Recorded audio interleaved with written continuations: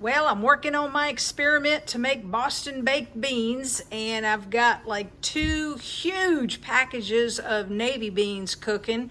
I think that there's a option for different kind of beans, which could be navy beans or northern beans, whichever one works for you. And then I made the sauce.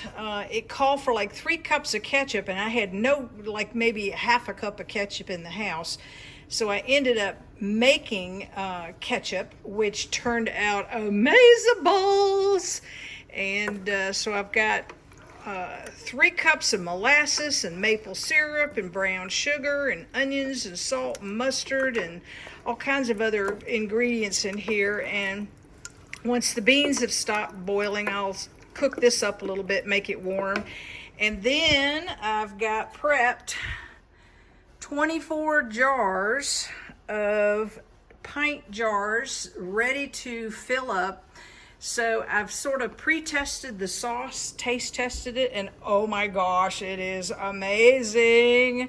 So I'm so excited. I'm going to be having a whole bunch of shelves of Boston baked beans that are going to be the equivalent of Bush's beans in the pantry here soon.